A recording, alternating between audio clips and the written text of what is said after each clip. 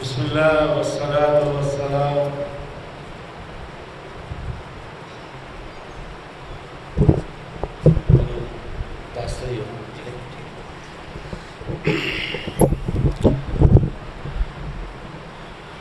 بسم اللہ والصلاة والسلام علی رسول اللہ اما بعد۔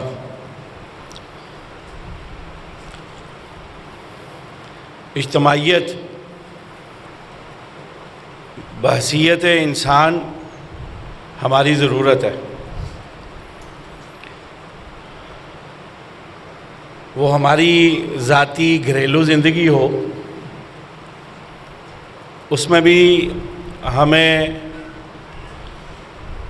قواعد و ضوابط کی ضرورت ہے۔ ہماری معاشی یا روزمرہ کے روزگار کی زندگی کے معاملات کے حوالے سے ضرورت ہو، اس میں بھی اجتماعیت کی بڑی اہمیت ہے۔ اسی طرح ہماری زندگیوں کے جتنے پہلو ہیں وہ اجتماعیت کے بغیر تشنہ تکمیل ہیں اور انسان کی فطرت سے متضاد ہیں۔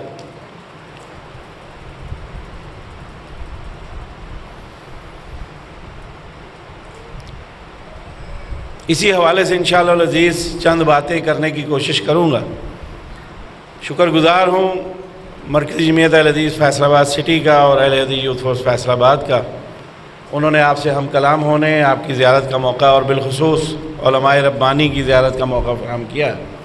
حضرت حافظ صاحب کی گفتگو کے بعد گنجائش بھی نہیں ہے اور نہ میرے پاس وہ الفاظ ہیں، نہ ترتیب ہے کہ میں کچھ کہہ سکوں۔ اللہ ایسے علماء اور ایسے مشائخ کا سایہ ہم پر تا دیر قائم رکھے، ان کو صحت و عافیت کے ساتھ، ایمان اور تندرستی کے ساتھ اللہ تعالیٰ ان سے دین حنیف کا مزید کام لے۔ ہم مسجد میں آتے ہیں، ہمیں علماء نے یہ بتایا ہے گھر میں یا مسجد میں تنہا نماز پڑھو گے اس کا اجر و ثواب، وہ فرضیت ادا ہو جائے گی لیکن اس کا اجر و ثواب، اس کی اہمیت، اس کی فضیلت وہ نہیں ہوگی جس کا ہم سے اسلام، ہم سے اللہ اور اس کے رسول صلی اللہ علیہ وسلم تقاضا کرتے ہیں۔ اللہ تقاضا کرتے ہیں اور اللہ کے رسول صلی اللہ علیہ وسلم کی جو تعلیمات ہیں ہم اس کا حق ادا نہیں کر سکتے۔ کیوں؟ ہم نے اجتماعیت کو ترک کیا۔ اجتماعیت کی ایک اور مثال ہے، امام کے پیچھے ہم کھڑے ہوتے ہیں اور اسی میں جماعت کی مثال بھی بہت عمدہ موجود ہے۔ بس گزارش یہ ہے اور درخواست یہ ہے کہ اگر کوئی سوچے اور سمجھے، میں آپ سے یہ پوچھنا چاہتا ہوں، ہم جماعت کی صورت میں نماز پڑھتے ہیں، ہمارے استاذ، ہمارے مشائخ یہاں موجود ہیں، ان کی تصدیق بھی چاہوں گا۔ بالفرض امام کچھ غلطی کرتا ہے، اگر قرات میں غلطی کرے اس کو لقمہ دینے کی اجازت ضرور ہے۔ اگر رکوع سجود میں کوئی کمی ہو گئی ہے یا کسی اور معاملے میں کمی ہو گئی ہے، رکعت ایک زیادہ ہو گئی یا ایک کم ہو گئی، ہم اس کو سبحان اللہ کہہ کے اشارہ ضرور کر سکتے ہیں کہ یہاں آپ غلط ہیں، اپنی غلطی درست کیجئے۔ لیکن آپ سے سوال کرنا چاہوں گا جماعت کی اہمیت کو سامنے رکھتے ہوئے، کیا کسی کو آپ کو یہ اجازت ہے آپ جماعت ترک کر دیں؟ بھلے اس نے، امام نے آپ کی رکعتوں کو کم کر دیا، آپ نماز نہیں توڑ سکتے۔ آپ کے امام نے رکعتوں کو بڑھا دیا، آپ نماز نہیں توڑ سکتے۔ آپ کے امام سے کوئی اور غلطی ہو گئی، آپ اپنے امام کی اقتداء پر ملزوم ہے، لازم ہے کہ آپ اپنے امام کی اقتداء کریں، نماز توڑیں گے۔ اور حتیٰ کہ علماء سے پوچھے کتنی وعید ہے، امام سے پہلے سر اٹھائیں، امام سے پہلے جھک جائیں، امام سے آگے بڑھنے کی کوشش کریں، نماز برباد ہے۔ کتنی وعیدیں ہیں، علماء موجود ہیں، میں تو طالب علم ہوں۔ ان سب مثالوں کی موجودگی میں اگر ہمیں اب بھی اجتماعیت کا یا جماعت کا فائدہ نظر نہ آئے یا ہم اسے نہ سمجھیں تو میرے خیال میں ہم جانتے بوجھتے ہوئے ان مثالوں کو سامنے دیکھتے کے باوجود ہم انجان رہنا چاہتے ہیں. میں زیادہ سخت لفظ نہیں بولوں گا. اور اسی پر ایک اور سوال آپ کے سامنے رکھنا چاہتا ہوں. کیا یہ ایک مسجد ہے, ایک نظام چل رہا ہے, یہاں یقیناً خادم مسجد بھی ہوں گے, امام مسجد بھی ہوں گے, خطیب ہیں ماشاءاللہ یہاں پہ ہمارے شیخ علامہ عبدالرشید حجازی حفظہ اللہ تعالی, اللہ ان کو صبر دے, ان کی ہمت میں اضافہ کرے. یہ صدمہ ان کے لیے اللہ تعالیٰ ان کے لیے اجر کا سبب بنا دے, اور اللہ ان کو بہتر متبادل نصیب فرمائے. میں آپ سے یہ سوال کرنا چاہوں گا, بعض لوگ یہ کہتے ہیں کہ جی آپ لوگ بڑا مرکزی جمعیت کرتے ہیں. کیا کرتے ہیں آپ؟ ہم کہتے ہیں جی دین کا کام کرتے ہیں, ہم دعوت دین دیتے ہیں, ہم دروس کا اہتمام کرتے ہیں. دعوت دین ہمارا بنیادی اوڑھنا بچھونا ہے. اس جماعت کا مقصد ہی یہ ہے. اس کے لیے, اس بنیادی مقصد کے حصول کے لیے جو ذرائع بھی استعمال کیے جا سکتے ہیں جماعت اس کو کرنے کی کوشش کرتی ہے. وہ الیکٹرانک میڈیا میں پیغام ٹی وی کی صورت میں ہو, وہ سوشل میڈیا پر پیغام ٹی وی کی ویب سائٹس کی صورت میں, یا سوشل میڈیا پہ مرکزی جمعیت کے واٹس ایپ پر, اور اسی طرح گروپس کی صورت میں, فیس بک کی والز کی صورت میں, جہاں جیسے جس حد تک ممکن ہے ہم کوشش کرتے ہیں اپنے اس بنیادی فریضے کو سر انجام دیں. حتیٰ کہ اگر وطن عزیز میں کوئی آفت آتی ہے یا اس سے ہٹ کر روزمرہ کے معمول کے بھی جو ہمارے خدمت خلق کے منصوبہ جات ہیں اس میں بھی اول و آخر ہمارا مطمع نظر, ہماری لالچ اور ہمارا حرص فقط اول و آخر یہی ہے اللہ کے دین کی اشاعت کا کام کر لیں. اس کے سوا اور کچھ نہیں ہے. میں آپ سے یہ پوچھنا چاہوں گا, ہمیں بعض کہتے ہیں جی وہ بھی دین دا کام کرتے ہیں, تسی بھی دین دا کام کرتے ہو, کری جاؤ. پہلی بات یہ, اگر کسی نے کچھ ایسا کیا ہے ہم ان سے بس یہ درخواست کرتے ہیں کہ اخلاق اور ادب کے دائرے میں رہیں. ہمیں کسی سے کوئی مسئلہ نہیں ہے. اتنا حق ہمیں ضرور ہے کہ ہم اپنے نظم کو, اپنے وجود کو برقرار رکھنے کے لیے مستعد بھی ہیں, متحرک بھی ہیں, اور انشاءاللہ بیدار بھی ہیں. یہ حق ہمیں ضرور حاصل ہے. ہم کسی کی کردار کشی نہیں کرنا چاہتے, کسی پر طعن و طنز نہیں کرنا چاہتے, ہم کسی کی پگڑی نہیں اچھالنا چاہتے. یہ جو باتیں میں آپ سے کر رہا ہوں تلخ ہوں تو معافی چاہتا ہوں, لیکن حقائق بعض جگہ بیان کرنے بڑے ضروری ہوتے ہیں.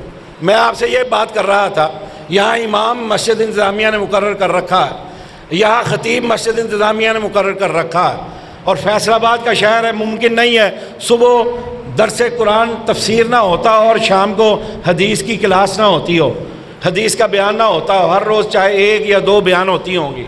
میں آپ سے یہ سوال کرنا چاہتا ہوں, یہ سارا نظام مقرر ہے, چل رہا ہے اچھے طریقے سے, لوگ مستفید ہو رہے ہیں, کوئی یہاں مقرر ہونے والے امام سے بہتر قرات کرتا ہو اور آ کر یہ دعویٰ کرنا شروع کر دے تو کہ تیری قرات اچھی نہیں ہے, جو امام مقرر امام ہے تیری قرات اچھی نہیں ہے, تو پیچھے ہو جا, میں قرات کرنا چاہوں گا. وہ زبردستی کرے, زور کرے, آپ پسند کریں گے؟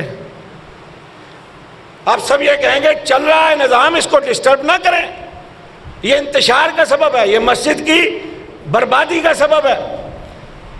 یا کوئی یہ کہے, کبھی کبھار ہم نے معذرت سے علماء سے میں پوچھنا چاہوں گا اپنے استفادے کے لیے بھی, کہ ہم نے اپنی عوام کو جو اجازت دے دی ہے کہ مستقلاً, بعض لوگ یہ عادت بنا لیتے ہیں, جماعت ہو جاتی ہے بعد میں آنا, لیٹ آنا معمول بن گیا, اور پھر چونکہ پتہ ہے کہ ہمارے علماء نے بالکل صحیح اجازت دی ہے, لیکن عادت نہیں بنانی چاہیے. جماعتوں پر جماعتیں, یہ ہماری مساجد میں معمول بن گیا. لیکن اسے ہٹ کر کچھ اس کا درجہ بڑھا کر آپ سے سوال کرنا چاہوں گا کہ ایک امام صاحب مستقل آئیں, جو مقرر وقت پر نماز ہے مسجد انتظامیہ کی طرف سے وہ ہو جائے, اور وہ آ کے کہے نہیں جی ہے نماز ہو جائے گی تو پھر میں آ کے اپنی کراواں گا.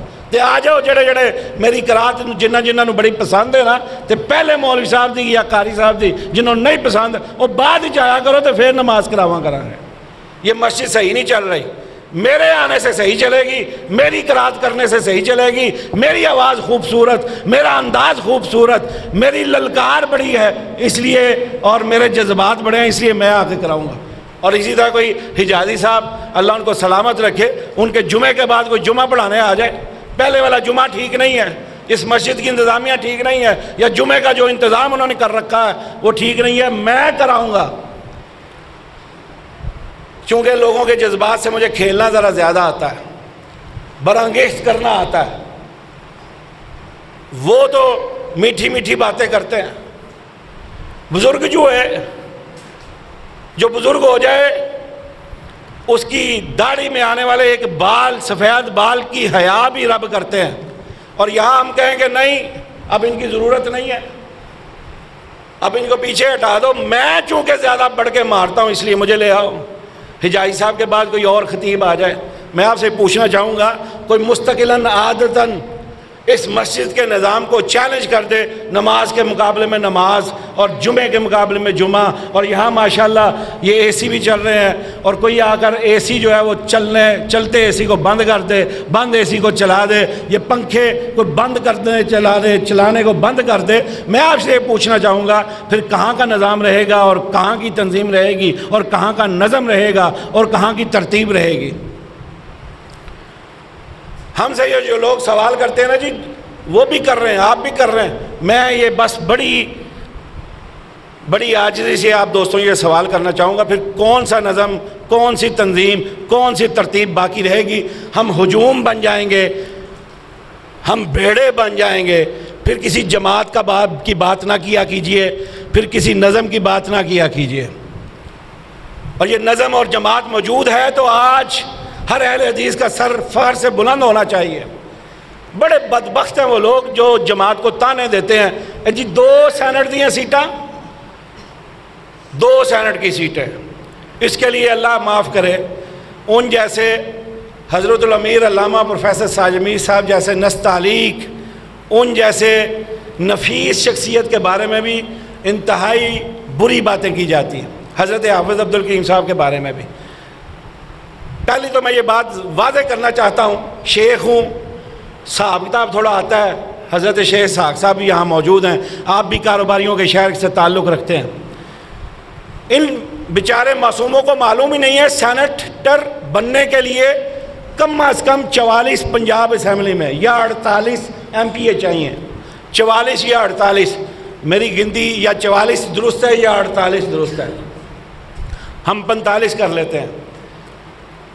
آپ کے علم میں ہے جو ایم پی اے بنتا ہے بہت کم ووٹ لے، 50,000 ووٹ لے کوئی ایک ایم پی اے، پھر وہ ایم پی اے بنتا ہے، اور اگر 45 ایم پی اے بھی لگا لیں تقریباً 22 سے 25 لاکھ ووٹ اگر کسی جماعت نے لیے ہوں تو وہ پھر پنجاب اسمبلی میں اس قابل ہوگی کہ وہ سینٹ کی 1 سیٹ لے سکے، اور آپ کی جماعت کو 2 سیٹیں ملی ہوئی ہیں سینٹ کی، مثلاً کم از کم یعنی 60 لاکھ ووٹ اگر کوئی جماعت لے گی، ان 60 لاکھ ووٹوں کے بدلے میں اس کے تقریباً کوئی 90 ایم پی اے ہوں گے، اس کے بدلے میں وہ پھر 2 سینیٹر منتخب کروا سکتے ہیں۔ ہمارے بھائی بعض اوقات کہتے ہیں کہ ہم جی کروڑ ہیں، 1.5 کروڑ ہیں، 2 کروڑ ہیں، ان 2 کروڑ کے تو سب کے ووٹ نہیں ہوں گے، چلے کروڑ ووٹ بھی لگا لیں اہل حدیثوں کا وطن عزیز میں، اس کے بدلے میں جتنے ہمارے ووٹ ہیں، ہماری نمائندگی اتنی پارلیمنٹ میں موجود ہے، گو کم ایسے بڑھنی چاہیے، لیکن یہ جمع تفریق ان کو سنا دیا کریں جو آئندہ یہ تانا دیں اپنی بغض کی وجہ سے اور اپنے حسد کی وجہ سے، اور پھر اور کچھ نہ آئے تو کہتے ہیں جی سینیٹر مشتاق بڑا بول دے، ساڑھے بابے نہیں بول دے۔ اصل بات یہ ہے کہ ہم ان کی سرگرمیوں سے دلچسپی نہیں رکھتے، یا ہم عوام تک پہنچانے میں ہماری بھی سستی ہے، نہیں پہنچاتے۔ لیکن چلیں، اگر کسی کو معلومات نہیں تھی تو آج سب کو معلوم ہونا چاہیے، سینیٹر حافظ عبدالکریم صاحب کی کوششوں سے، ان کی تحریک سے جو بل ناموس صحابہ کا سینٹ میں پیش کیا گیا تھا، جس میں انہوں نے یہ تجویز دی تھی کہ جو صحابی کی توہین کرے اس کی سزا تعزیرات پاکستان میں 3 سال تجویز کی گئی ہے، اس کو کم از کم 10 سال تک یا اس سے بڑھایا جائے۔ آج متفقہ طور پر حافظ عبدالکریم صاحب کا سینٹ میں پیش کیا گیا یہ بل منظور اور پاس ہو چکا ہے۔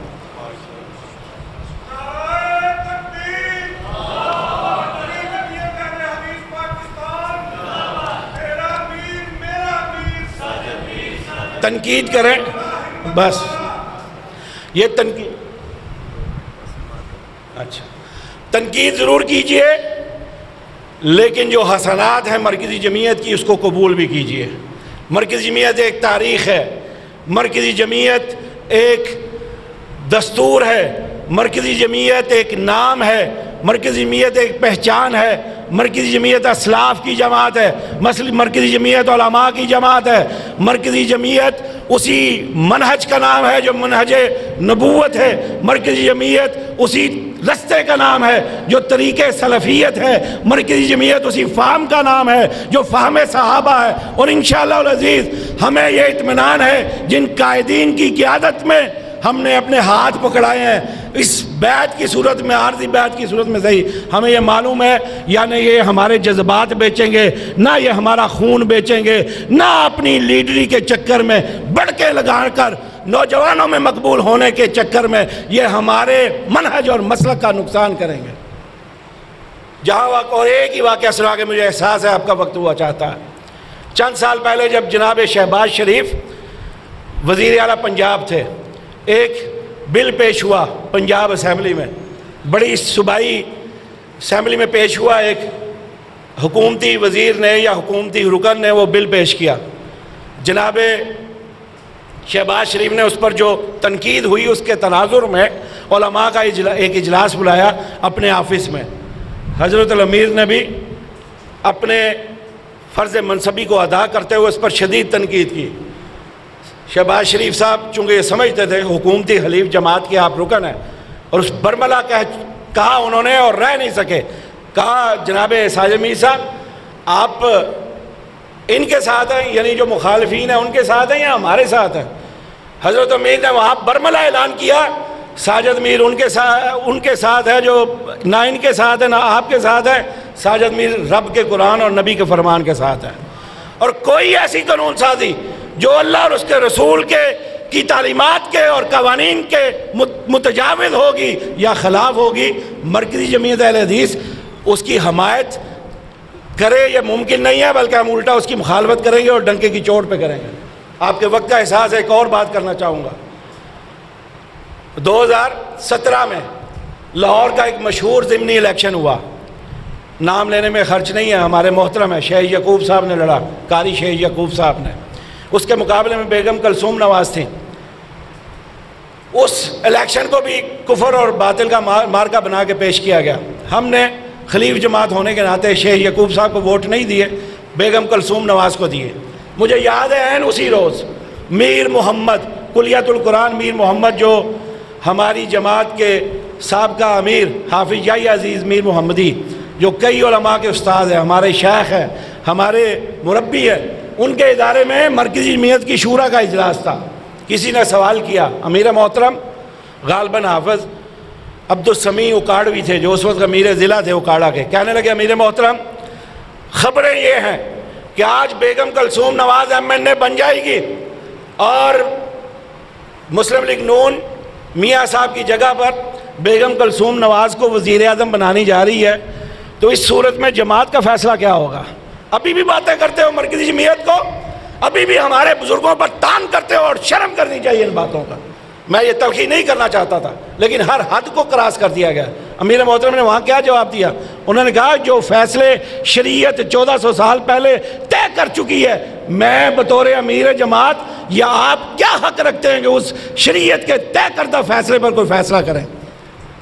جو شریعت فیصلہ طے کر چکی ہے، عورت سربراہی نہیں کر سکتی تو نہیں کر سکتی، میں اور آپ کوئی فیصلہ نہیں کر سکتے۔ اور مرکزی جمعیت کا یہ اعجاز ہے، تاسیس کے روز سے لے کے آج تک ہم انشاءاللہ العزیز، ہمارے اکابر، ہماری قیادت، ہمارے اسلاف اس عزم کو کیے بیٹھے ہیں اور اس راہ پر چلے بیٹھے ہیں کہ ہماری سیاست کی بنیاد ہی دعوت دین ہے، ہماری جماعت کا اڑنا بچھونا ہی دعوت دین ہے۔